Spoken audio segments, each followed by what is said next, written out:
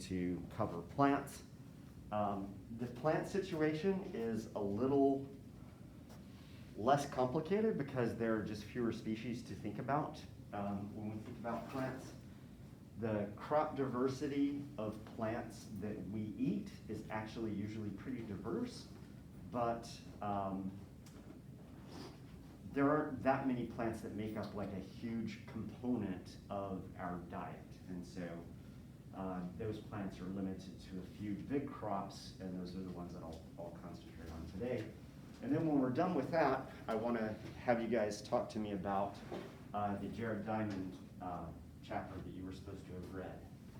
So these learning goals are kind of like the learning goals from the last time, just understanding the relationship between the biogeographic distribution of crops and the crop mixture that we currently rely on for agriculture. So where did these crop species originally come from, and kind of why do we use them? Understand kind of the genetics of how corn and wheat came into being. Corn and wheat are the two things that we will primarily look at, and then we'll look at Diamond's views on the importance of plant and animal distributions in the development of human cultures. So this is kind of tied into Diamond's ideas as well. This is a figure from the book Plants and Society, and it basically shows the major areas where agriculture arose. So we have the Fertile Crescent, which hopefully you guys learned about sometime in some history class prior to now. The Yangtze and Yellow River basins of China. Eastern North America, there was an agricultural center here in the Midwest actually. Have you guys ever been out to Cahokia Mounds in Illinois, right across the border from St. Louis? If you're ever headed down I-70, you'll see signs for the Cahokia Mounds. You should stop there. It was one of the mound building cultures here in the United States. Then there's the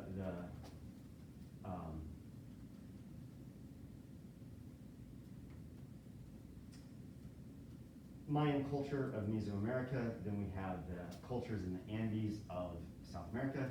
And then we have a center of agriculture that you're probably not aware of prior to reading Diamond's book in the New Guinea highlands. And that's actually where bananas came from and where sugarcane came from. So this is a map from a textbook. This is the map from Jared Diamond's book, which shows many of the same areas, except that he includes some areas that are not included in the textbook. The Sahel region that borders the Sahara Desert in Africa, which is a strong wheat growing region. Agriculture in Ethiopia, mainly cattle, a cattle-based culture. And then we have the Amazonian culture. This is more recent discoveries looking at the rise of Amazonian cultures and Amazonian agriculture that's still being kind of explored somewhat. So when we think about the plants that we have the potential to eat, we can think about where they actually arose evolutionarily. So we have strawberries and sunflowers here in North America, corn, tomatoes, beans in Central America, cotton in Central America, tobacco, potatoes, peanuts are all from the Andes region. But when we come over here and we look in the central, the Fertile Crescent area, we have tons of things. We've got wheat and barley, and we've got grapes and rye, alfalfa. We have a lot of crop species right in here. And some of these are crop species that we still rely upon, wheat, barley, rye, things like that, the major bread-making crops. In China, we have the rise of rice. In New Guinea, we have sugarcane. Bananas should also be on there, but are not. So today, we have in the United States a food supply that is dominated, for the most part, by corn and wheat to a large degree, and soybeans, which are once again from the Asian area. And so we have a crop that was that originated in Mesoamerica, in Mexico and Central America, and then we have another crop that was from the Fertile Crescent region. And these are the two crops that have come to kind of dominate our food supply. Rice is a much more important component in terms of a source of carbohydrates. In other parts of the world, it is less of a thing here in the United States. So what I'm going to concentrate on primarily is corn, soybeans, and wheat. We've already talked at some detail about corn, but basically this is once again a phylogenetic tree of corn. Which direction does time go on this phylogeny? Okay, it goes from left to right, from the past to the present. And corn that we use today is basically called Zea maize. And it's actually in the same group of species that also gives rise to wheat. But we've talked somewhat about the change that has occurred in corn as you move from the natural progenitor of corn, which is teosinte, to modern corn. And morphologically, these plants are very, very different from one another. The plant on the left-hand side here is teosinte. It has a simple seed structure. It doesn't have a complex cob. These seeds are what we refer to as dehiscent. You don't need to remember that term, but it basically refers to the tendency for seeds to pop out of their encasings. It's a way that plants go about dispersing their seeds, freeing them from the encasing that was protecting them. And so these seeds tend to pop out. Seeds on a kernel, on a cob of corn tend to stay attached. If you've ever eaten corn on the cob, you know how difficult it is to chew those corn kernels off. It makes sense to a farmer that you wouldn't want the seeds to just pop off and scatter on the ground. And so moving from teosinte to kind of more modern corn involved a series of selective breeding episodes by the Mayan people who developed corn that were all selected for particular characteristics: higher kernel count, single stalk rather than branching stalks, what we call non-shattering seeds, seeds that stay enclosed or attached to the cob, the leaf structures that go around the cob that once again serve to protect those corn kernels. All of those are structures in modern corn that we don't see in teosinte. And genetically, you can achieve all of these changes in teosinte with about 7 mutations in 7 different genes.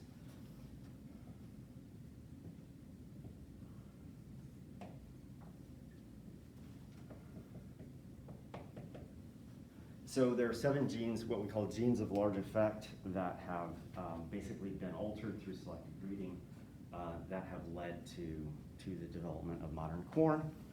Once again, I've mentioned old ancient trash piles or middens that archaeologists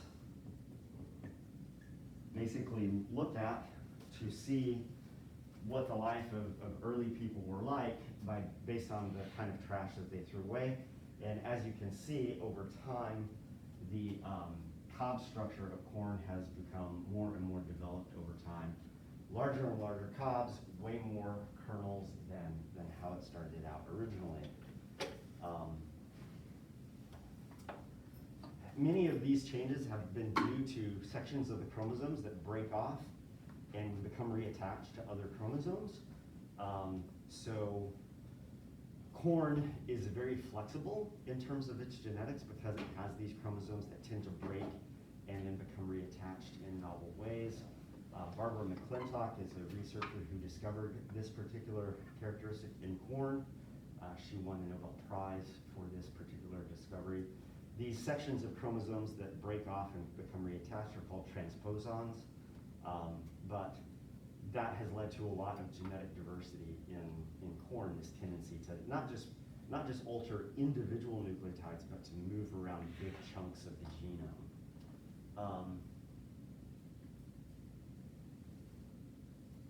Soybeans are another of the big crops that we grow in the United States. These plants are in the family Fabaceae.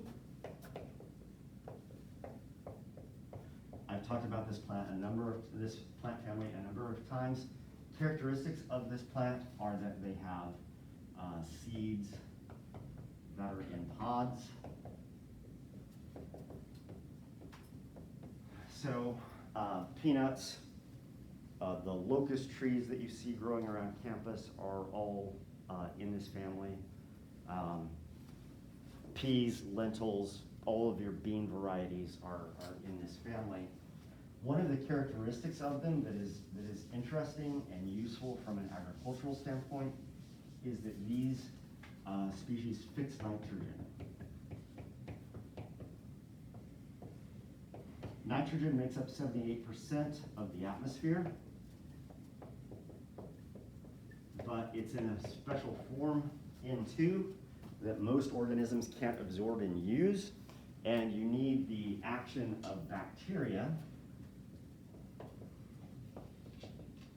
that are nitrogen-fixing bacteria, and they take N2 and they convert it to nitrate or ammonia or some form of nitrogen that plants can absorb and use.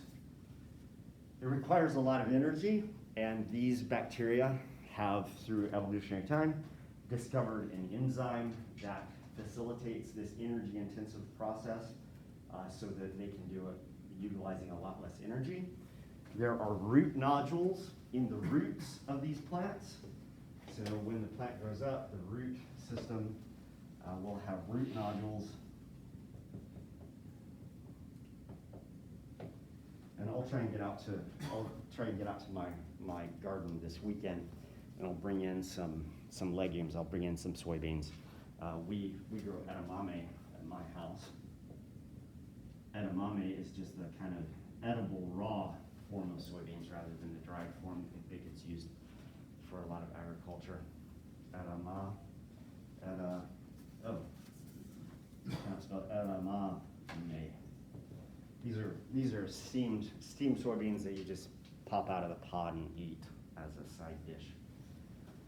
These root nodules are where these bacteria live, and they get energy from the plant in the form of sugar, and they give to the plant nitrogen. And plants will also run these in rotation with corn. Corn is a species that needs a lot of nitrogen in the soil. As you grow corn depletes the soil of nitrogen, and then so what you do is you usually raise corn for 2 or 3 years, and then you'll put in a crop of soybeans. You'll harvest the soybeans from that land, and then after that you will plow those plants under. As those plants decompose, they release the stored nitrogen in their dead bodies into the soil and replenish that nitrogen supply. So soybeans are not super interesting from the standpoint of their phylogeny. They're basically pretty straightforward in terms of what we think happened to them. People found them growing out in nature, and while they might have selected them for increased seed size and things like this, there's not a lot of change going on to modern soybeans. Wheat, on the other hand, is complicated as can be. In the Fertile Crescent, people found lots of large seeded grasses growing around. And the development of wheat, which was kind of the basis of agriculture arising in the Fertile Crescent, involved people crossing different species of grasses with one another. One of the things about plants that is interesting is that they tend to hybridize across species boundaries much more easily than animal species do. So you can take one species of plant, cross it with another species of plant, and it will produce fertile hybrids. One of the interesting things about these fertile hybrids is that you can take one plant species, cross it with another plant species, but what that typically gives you is it gives you a hybrid, but that hybrid is no longer a diploid hybrid, it's a tetraploid hybrid. And so remember that when we talked about genetics, so once again, going back to why were we doing all that talk about genetics, when we take these two individuals and cross them, they create an organism that is this genotype.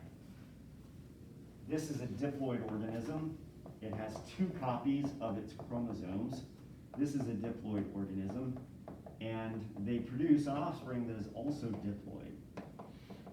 But frequently when plants cross across species boundaries, they actually produce not a diploid offspring, they will produce a tetraploid offspring.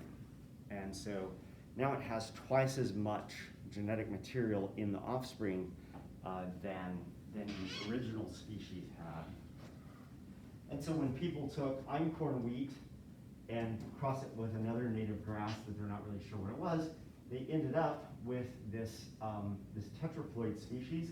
And when they took that tetraploid species, which is emmer wheat, and crossed it with another wild wheat variety, they ended up with this hexaploid. So modern wheat that you eat in your bread is actually the result of a series of genetic crosses that were done by people early on in the development of agriculture in the Fertile Crescent, so that now there are 3 sets of the chromosomes. One set from one common ancestor, another set from another common ancestor, and then the descendant species coming from that cross was crossed with another diploid wheat to create Triticum estivum, which is what we commonly know as bread wheat nowadays. So when you go to the store and buy bread flour or all-purpose flour, it's generally Triticum estivum that you're getting.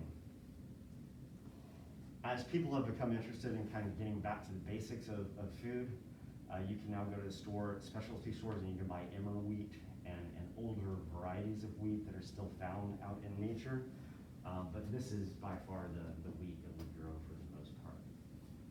So the evolutionary history of wheat is more complicated because of these crosses. Questions about plants?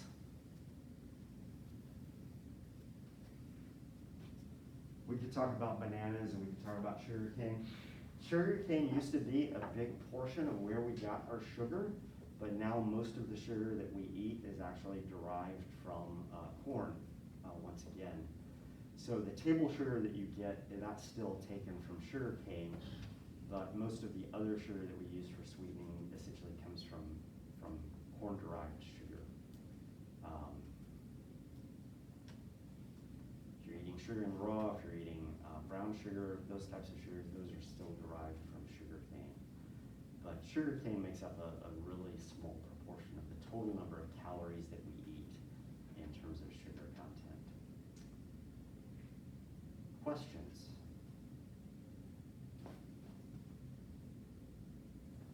All right. So I asked you to read this chapter by Jared Diamond called History's Haves and Have-Nots.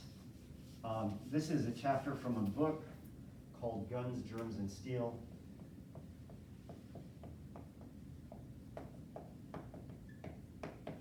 It was published in 1997. It won the Pulitzer Prize in 1998. It was one of the best-selling books of 97 and 98 and 99. It takes a different approach to history than historians do. Jared Diamond is an evolutionary biologist. After he published this book, he actually shifted departments. He's now a professor of geography at the University of California, Los Angeles. And his goal in writing this book was to challenge historical narratives that basically say nations that came to prominence in the 20th century were are the result of the Western moral code, the Western work ethic, et cetera, and he wanted to basically challenge that by basically saying Western cultures came to kind of dominate the globe because they just happened to evolve in an area that was blessed with an endowment of a lot of organisms that were easily domesticable. And so this particular chapter in that book gets at that, and it deals with certain of the things that we've been talking about as we've been talking about the rise of plants. So in this chapter, what's Diamond's primary argument? Yeah. No, like agriculture and like the domestication of animals kind of like gave those areas a huge advantage and maybe like sparked imperialism to a certain degree. Okay, so if you live in an area that don't have large seeded plants and large domesticable animals, it's difficult to make this transition from a hunter-gatherer culture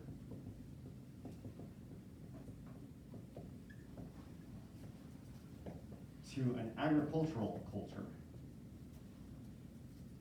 Why can I not spell today?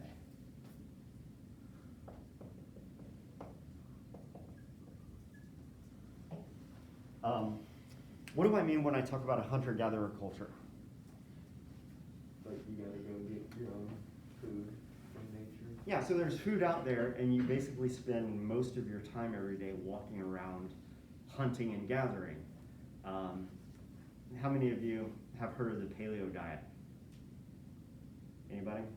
Describe to me what the paleo diet is about. Isn't it more or less just what you could find as a hunter-gatherer, so like nuts, fruits, meat? In theory, that's what it should be. That's oftentimes not how it plays out in America in the 21st century, but yeah, the idea that humans evolved as hunter-gatherers, and so we will eat a healthier diet if we eat like hunter-gatherers do. But one of the tricks about hunting and gathering is that it's a very tenuous lifestyle, because you need about 1,200 calories a day to survive, and hunting and gathering sometimes doesn't deliver that 1,200 calories a day, because you're basically using, finding food in the landscape that you live in. Not only that, you're burning a lot of calories in the act of hunting and gathering. And so it's very tenuous. So you could eat a bunch of nuts and fruits and stuff like that, but if you're eating 3,000 calories of it, you're not really doing the paleo diet. You're doing some American spin on the paleo diet.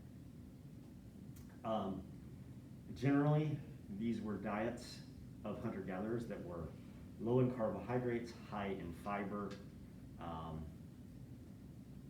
generally low in protein as well. They were subsistence kinds of diets. And not only that, as you hunt and gather in one area, you deplete resources in that area, and so you then have to move to another area where you haven't hunted and gathered in order to provide your next day's set of meals. And so hunter-gatherers exist on really low caloric inputs every day. The caloric inputs are largely plant-based or insect-based, and the lifestyle requires you being nomadic to a certain degree. How does life change when you shift from being a hunter-gatherer society to an agricultural society? You can stay in one place. So one thing it does is it ties you to a particular plot of land. What else changes? Somebody else.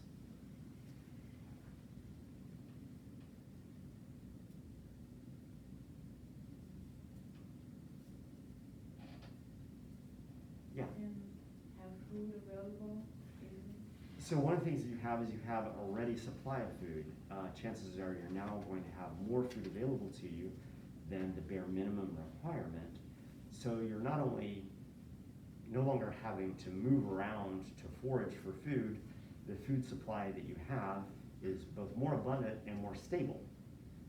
You can grow plants year after year. You can save seeds and plant those seeds the following year. What other changes come about because of the rise of agriculture? Somebody else?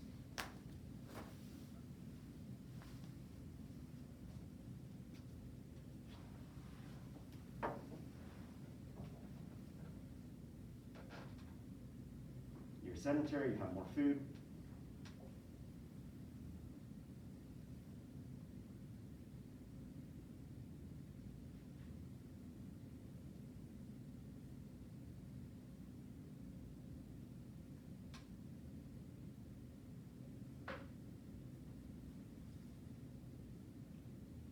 On your note cards that I took up from you Wednesday, a lot of you said that you wanted more discussion. Here it is. Discuss. One of the main things he talks about is like you can specialize in other areas when you have agriculture because you don't have to hunt and gather all day. Okay, so if you're not spending all of your time wandering around hunting and gathering, and you have agriculture providing you with a surplus of food, not everybody has to farm. You can now have farmers, and you can have other people doing other things. And so you can do things like develop other types of agriculture. So if you have some people farming plants, you might have other people farming animals, raising animals and domesticating animals that you used to hunt, but now you can just grow in a field or a paddock or something like that. In many cases, feeding them the excess food from the fields that are producing more food than your clan can now eat. Beyond agricultural specialization, what other kinds of specialization are going to come as a result of that? I think he talked about like weapons development. You can discover techniques for example, smelting metal out of ore. When you shift to agriculture, your livelihood is now based on having access to a plot of land. What kinds of problems can that lead to? Someone might want to have other people. What's that? Other people become problems because they might want what you have. Yeah, so hunter-gatherer groups were oftentimes clans that were a group of interrelated individuals. And so you had the family bond kind of holding that clan together, and you protected your hunter-gathering territory from other wandering clans of hunter-gatherers. But it was very difficult to control that because you actually are traveling over large swaths of the wilderness in order to make ends meet, as it is everybody else. But as soon as you settle down, you've got your farmlands. Those farmlands are now attractive to other individuals, and so you not only have to protect your farmland against other clans that might come and kill you and take the land that your clan possesses and controls, you might actually have conflicts within your clan of one farmer wanting more land to do more farming and want another farmer's land as a result of that. And so those two kind of conflicts, both conflicts between different groups of people and conflicts within groups of people over things like property, what does that kind of conflict necessitate?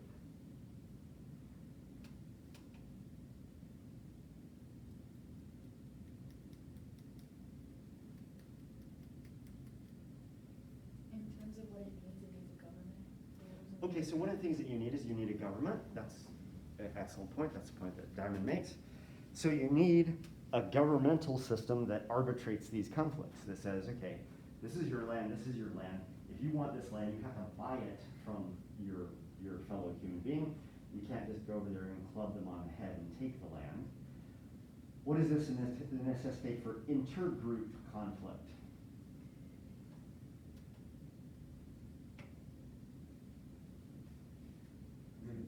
If one clan wants your land and you don't want to give it to them, what are you probably going to have to do? Go to court. Well, except that they don't abide by your rules. They have their own set of rules. That's what governments do a lot of times, is they create rules and then they enforce those rules and get people to abide by those rules. But the rules only apply to the people who are governed by that form of government. What happens when one country wants the territory of another country? They fight over it. What's that? They fight over it. Yeah, they fight over it. They wage war against one another, and so these intergroup conflicts necessitate means of protecting your land from it being taken by another group. And if you want to take somebody else's land, then it necessitates developing the technology in order to do that. So the presence of agriculture leads to a surplus of food.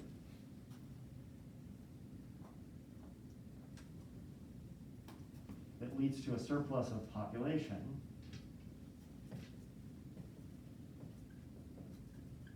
That leads to things like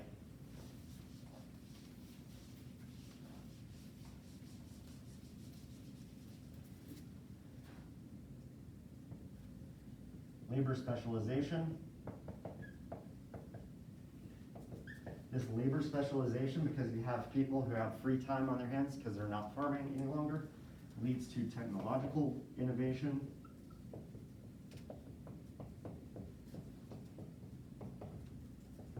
Because food becomes a valued commodity and the land that the food is grown on becomes a valued commodity, this surplus food, well, let's see. So agriculture leads to a surplus of food, but agriculture also leads to land ownership. Land ownership leads to both intra-group conflict, but it also leads to intergroup conflict.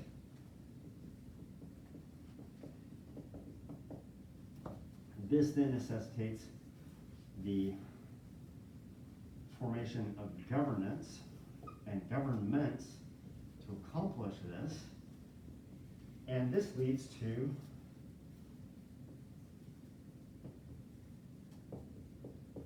the ability to make war, either to defend yourself against somebody making war on you, or to go and make war on somebody else in order to gain access to land. Not surprising that some of the technological innovations that arise from specialization of labor would be technological innovations in the area of war making, but they might also be technological innovations that are applied to things like agriculture. What else happens as you get this surplus of food, this surplus of population?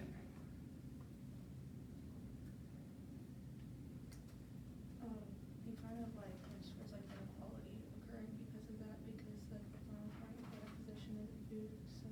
So there can be rises in inequality, certainly, especially among groups, which is of course why a group would want to come and take your land so they can get access to that resource. What else happens? I'm thinking of something more biological.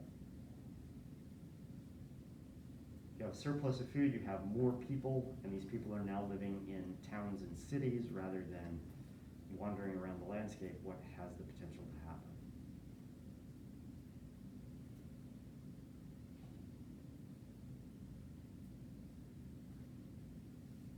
Like denser population. Denser populations, and when you're in a dense population, what happens? It's easier to spread disease. It's easier to spread disease. So one of the downsides of a surplus of population is you have increases in the density of the population, and you have the rise of diseases. And these diseases spread because you have people in a dense population. What happens oftentimes in the fall semester when students come back to college? You're crammed into these dorms, et cetera, what inevitably begins to happen? Everybody gets sick, and everybody, like on one floor of a dorm, will get sick. They'll all come down with the same thing. And it's because you're being housed in dense, multi-individual housing units, and where the chances of disease transmission are higher. And so this happens with humans in dormitories, it happens with humans in cities. As population gets bigger and bigger, you have the rise of more and more diseases being passed from individual to individual. When you are a hunter-gatherer group, a disease might spread within your particular clan, but the odds of it moving from your clan to another clan were relatively low because you never really came into contact with those people. Kind of reminds me of pandemic. Let's see, when was the last time I saw my clan? My clan. I don't know, it would have been 2019 the last time I went and visited my family who live in Texas. So you reduce contact between people, that reduces the transmission of diseases. What's one of the things that happens to humans as they're exposed to diseases? Their immune system weakens. Go ahead. Our immune system what? Weakens. Our immune system doesn't weaken. Our immune system actually gets stronger.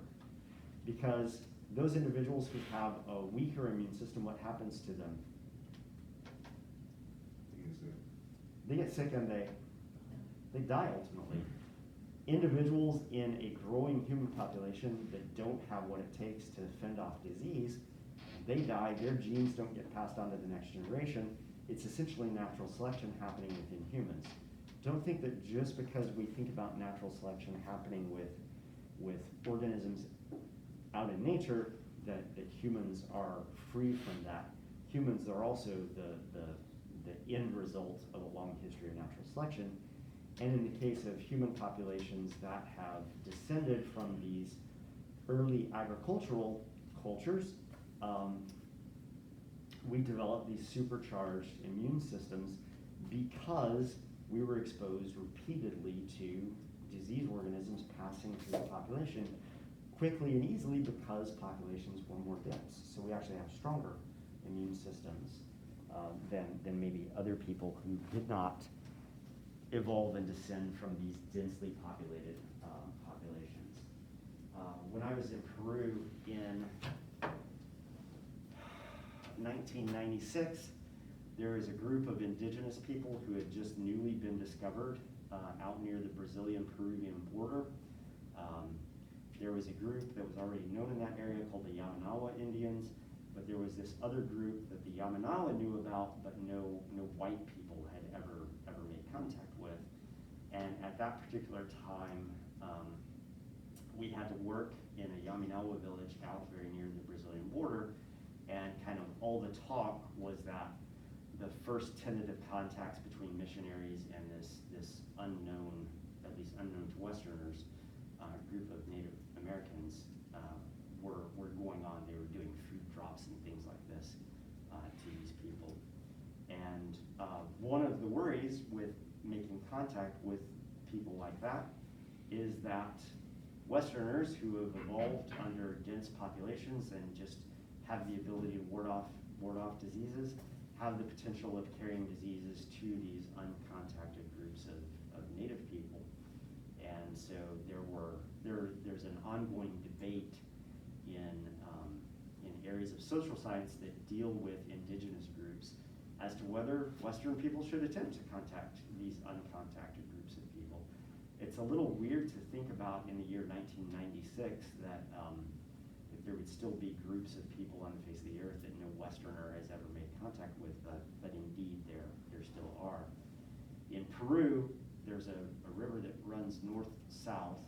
It runs from the south to the north, joins up with the Marañón River to form the Amazon. But between that river and the Brazilian border, a distance of hundreds of miles, there are no roads. None.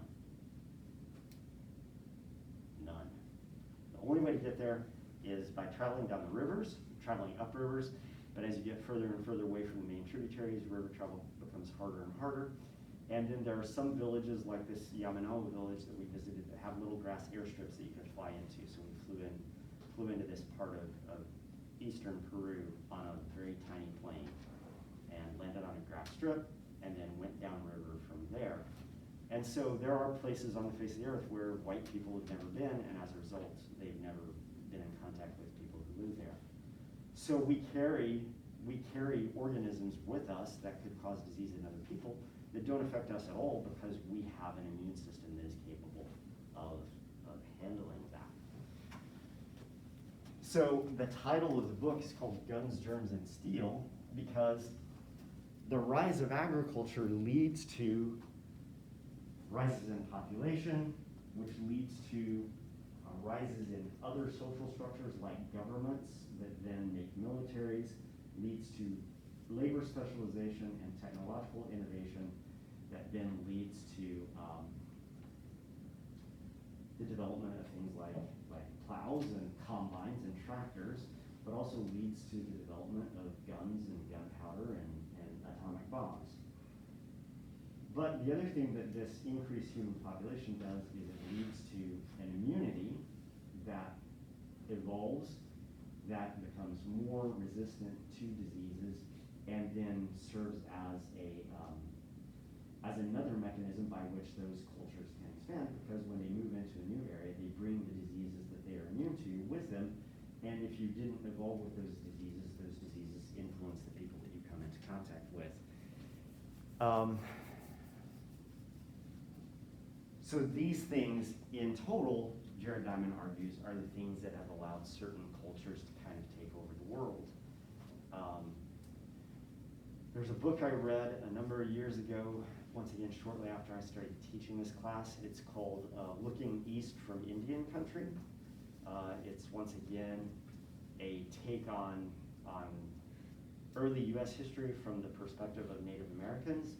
And one of the things that I learned from reading that book is that Native American groups would actually voluntarily move out of land that they had traditionally lived on when they saw the arrival of honeybees. Honeybees are really common in the United States now, but they are imported from Europe. People brought them over when they brought over all their other agricultural animals. Honeybees are useful because they're useful pollinators for crops. There are itinerant bee farmers that have their beehives on big semi-trucks, and they drive up and down the United States with the seasons, and farmers will actually pay them to park outside of their orchards and whatnot, and then they open up their beehives, the bees fly out, they pollinate the fields, and then the bees come back to the hive, and then the farmer packs up and drives further up the road. And they follow the advancing spring, so they generally overwinter down in northern Mexico, and then they basically move up the United States as spring crawls up the United States at the beginning of the year. They end up in southern Canada in the height of summer, and then as fall comes, they migrate back down to northern Mexico, providing pollination services as you go. So honeybees are super important for agriculture.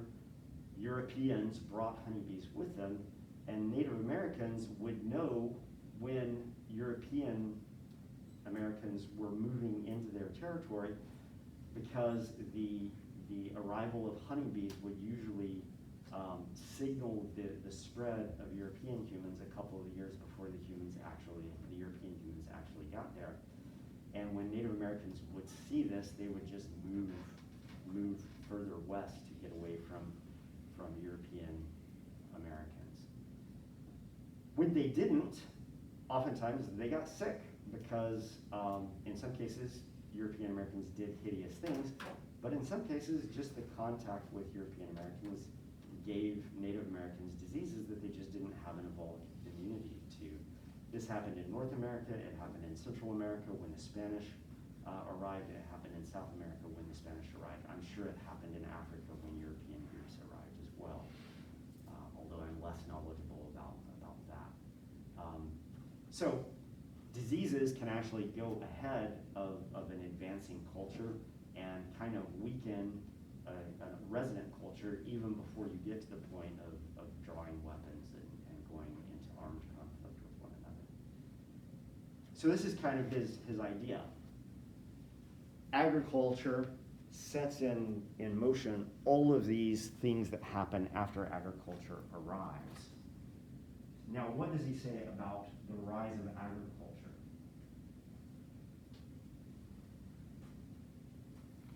Does agriculture arise everywhere? Just No. narrow it down to like 4 different. 4 or 7 or whatever was on that map a few slides ago.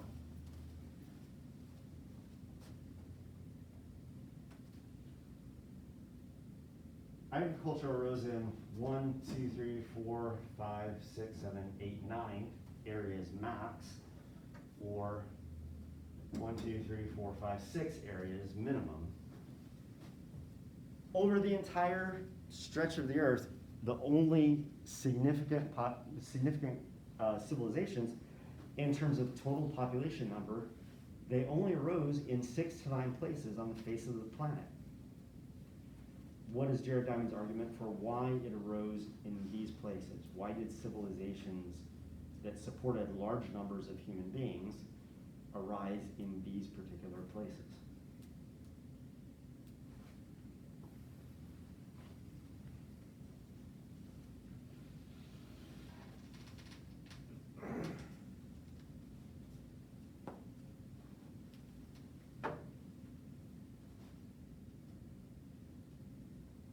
What did these places have going for them from the standpoint of agriculture?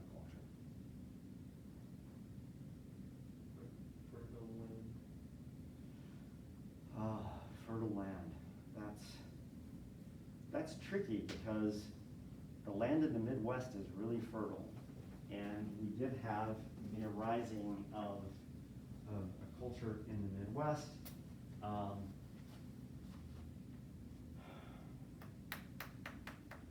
Mesoamerica is tricky because the soil in tropical rainforests is actually relatively infertile, as it turns out.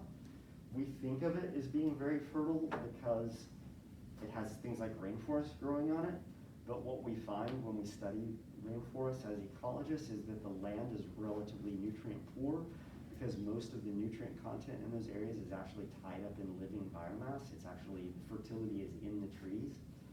When you chop those trees down and convert that land to agriculture, it yields productivity for 2 to 3 years, but then it loses its productivity because all of the nutrients have been washed out, leached from the soil, and then you have to go and chop down another section of forest, farm that for a couple of years, then chop down another section of forest.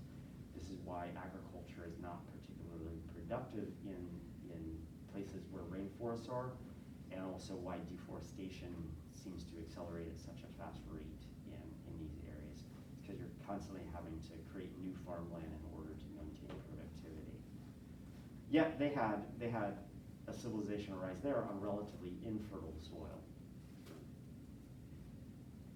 What else is really necessary to get a good strong population growth going in order to have a civilization rise out of the landscape?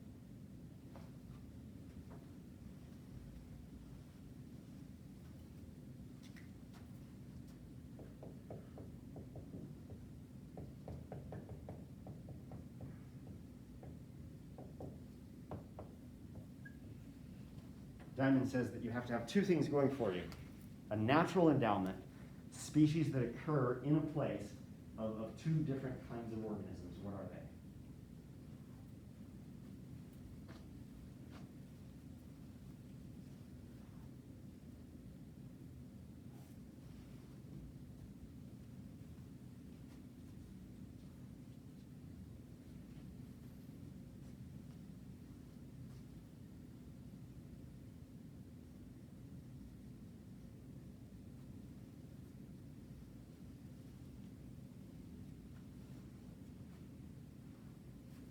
Pretty sure he talks about it in this chapter.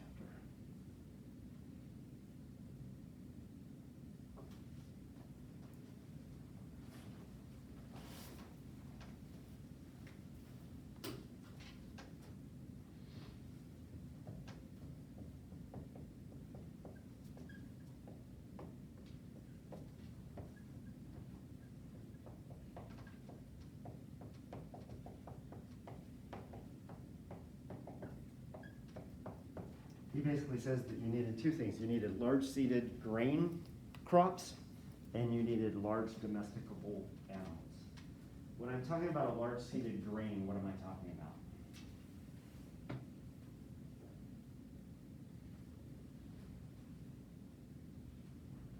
What types of plants produce grains? Wheat, corn, grasses. Their seeds are grains. Why grains rather than large fruits?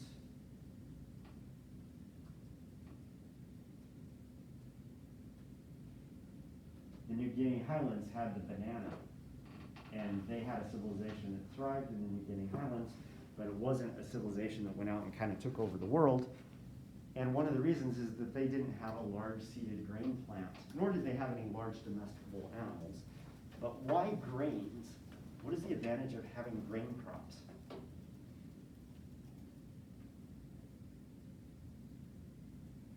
Don't you like do more with grain crops? What do you mean by do more with them? Like you said, like most food we have today is like comes from like corn and wheat. Mhm. Like do more with the grain, large seeded grain crops. So we have these large seeded grains, but what are some of the advantages of large seeded grains? Like, why is that necessary rather than just large fruiting crops? Like apples and bananas and pears.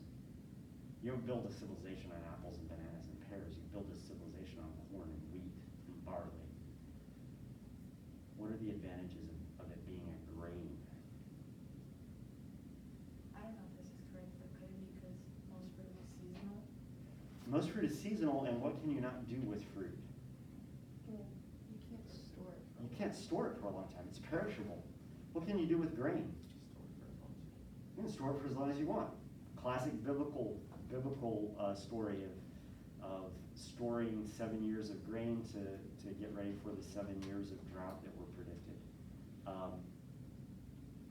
Because it's storable, it lends a stability to your food supply, because if you have a good year this year, you can save back some of that grain so that if next year is a bad year, you have that grain to rely upon. So that's one of the advantages of grain crops, is that they're not just food for now, but they're also food that is storable for later. And then, of course, we've talked some about large domesticable animals. He has this idea, the Anna Karenina idea, which is that you have to have a suite of characteristics for an animal to be domesticable. And if you lack any of those, that should be 1997. If you lack any one of those things, then that animal is going to fail as a prospect for domestication. So when we look at this map of the distribution of where agriculture arose, in the Fertile Crescent, you had wheat, barley, sorghum, three large seeded grain plants that occurred in that area naturally. You also had the presence of cows, pigs, horses, sheep, goats. In China, you had primarily rice is the only really large seeded grain plant that occurs there naturally. And the only large domesticable animal that occurs in that area is pigs. So they did not have nearly the diversity of crop species available to them. If we look at, for example, the Andean communities, they didn't actually have very many large seeded grain plants, but they did have another plant that did have a storable food product. That plant was potatoes. Potatoes are modified stems that grow underground. And one of the things about potatoes is they do eventually go bad, but if you store them in a cool, dry place, you can actually store potatoes for quite long periods of time. So even though it wasn't a grain crop that they were capable of storing, the crop that they did have that was naturally available there was storable for pretty good long periods of time, but not nearly as long as you would be able to store grain. One of the things that they lacked was a good community of large domesticable animals. Native Americans had a large grain crop, corn, but they once again lacked large domesticable animals. Most of the animals that live in Central America that are large enough to want to be farmed are solitary living organisms. They don't tend to occur in herds. So his argument is that you could have had long-term civilizations arising in any of these places, and the thing that really separates all of them from one another is the natural endowment of plant and animal species that you had that could serve as the basis for agriculture. Without the rise of agriculture, you don't have the rise of civilization, you don't have the rise of government, et cetera, et cetera, et cetera. If you have not read the chapter, you should read the chapter by Monday. That's kind of the basis of this conversation. So come on Monday to finish continuing this conversation, because what we still need to talk about is what are potential flaws in his argument, and these last couple of questions that we have up here. If you have your food journals, I'll take them now, and if you don't, drop them off in my office during the day today. Jordan, I still have yours from before, and you never came by and got it. You weren't here the days that I gave them back. But you have it written down. Okay, take that back. All right, I will take this. As we move out of the biology section of things, we're going to be moving into areas where you presumably know more. We're going to be moving into areas talking about economics. We're going to be moving into areas talking about history, et cetera, et cetera. You guys want more discussion, to be more engaged. That is coming because we're moving out of an area where I can assume that you know almost nothing to areas where I can assume that you know something. So get ready for it, but that is going to require that you guys read and be prepared for class, et cetera, et cetera. So get your boots on. Yeah, that's fine. On Monday? Yeah, Sure. because I have school day of class at Okay, sure. Yeah. You can also just drop it outside my door I don't know. anytime, yeah. Okay.